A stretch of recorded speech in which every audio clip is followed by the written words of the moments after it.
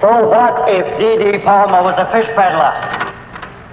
Jesus Christ was a carpenter, and that didn't denigrate what he had to teach. It's kind of nice to be one of the early speakers on your program. Last night I circulated around in the lobby of the Blackhawk Hotel and talked with all of the other speakers. In fact, we swapped funny stories. So I can get up now and tell all their best material, and they have to follow me.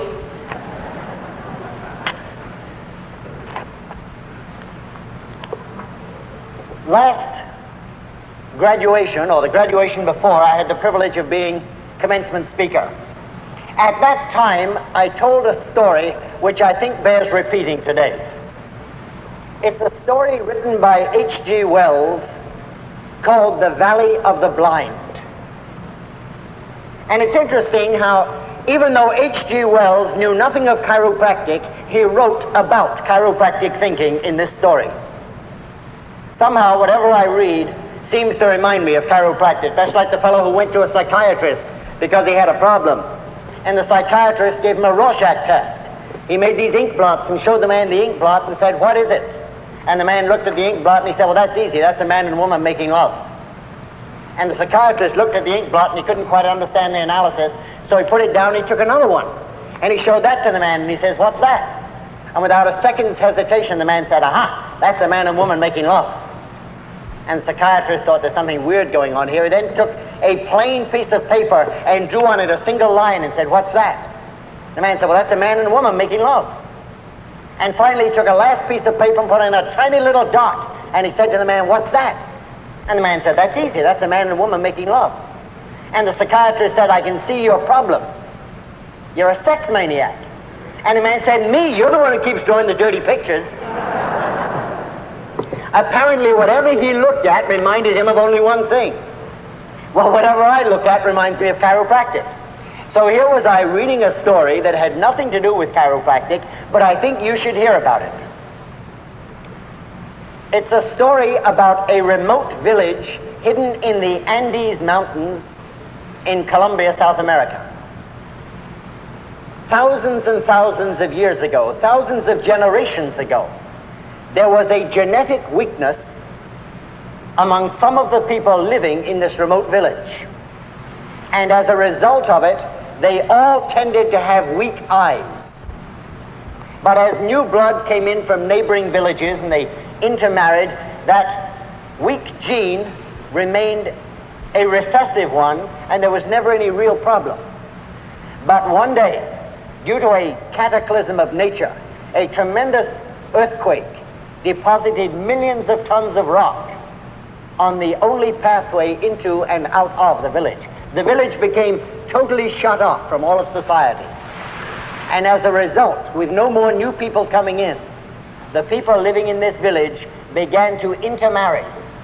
And as they intermarried and intermarried, the recessive gene became dominant, and little by little eyesight was lost, until after several generations, every man, woman, and child in that valley was totally blind. As more and more generations went by, not only was eyesight gone, but now even memory and understanding of what eyesight was had disappeared. People didn't even have a word for eyesight. Through the physiological law of use or lose, because they weren't using their eyes, even those organs became vestigial and disappeared.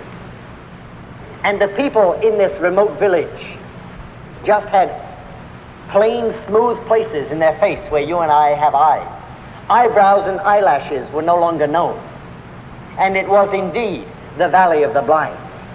One day in fairly modern times,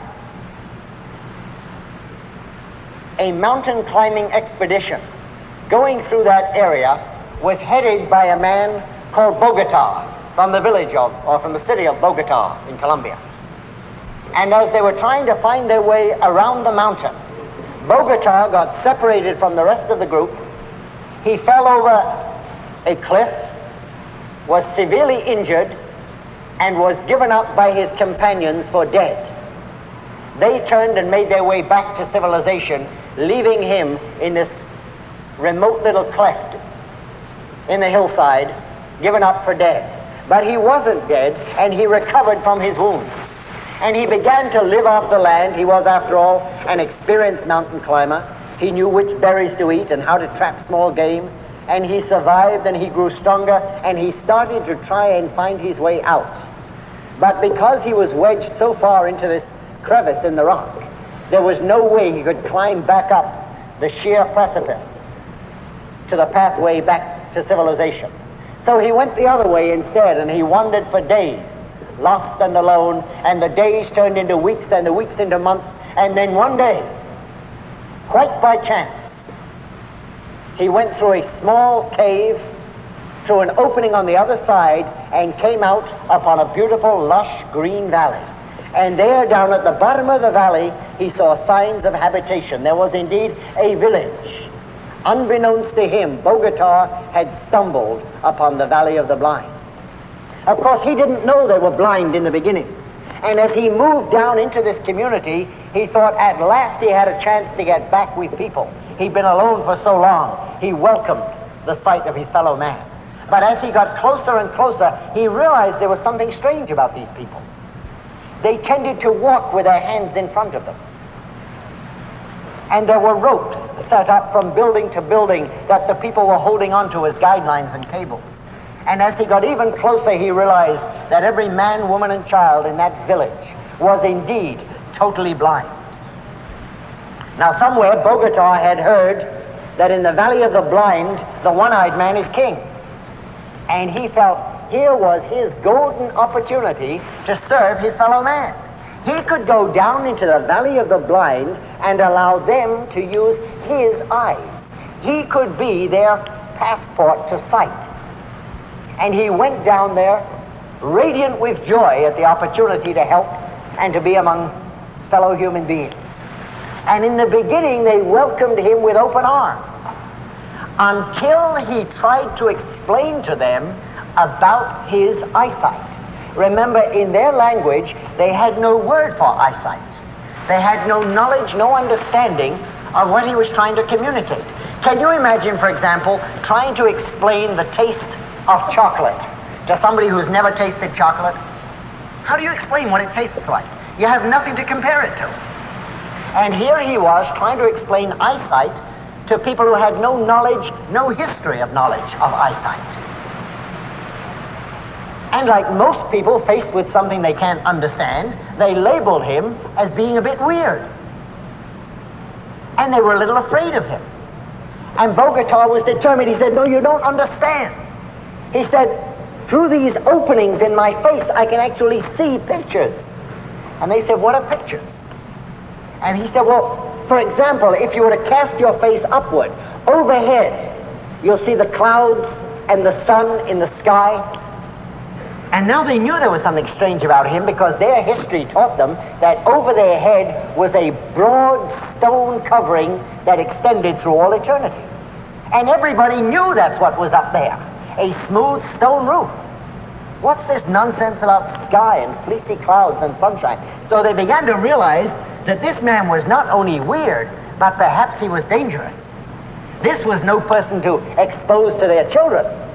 And they segregated him. They wouldn't allow him to mix with the children in case he contaminated them with his weird ideas.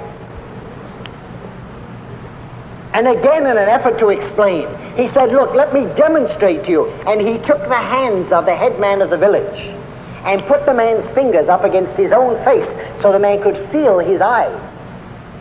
And the man was revolted by these horrible soft spots in somebody's hard face. Can you imagine touching somebody on top of the head and your fingers sink into soft, squishy brain? Well, this is how that headman felt when his fingers sunk into the face of this Bogota. And now they were really bothered by him, and they drove him out of the village in fear. And he turned back and he begged with them to be allowed to stay. And they said, "All right, we'll allow you to stay, provided you don't contaminate our children with your wild ideas. Provided you learn to conform." And for quite a while, he was okay hanging around the village. He was tolerated. But as he began to make friends more and more with the people, there was one particular gal there that he became interested in, and she became interested in him.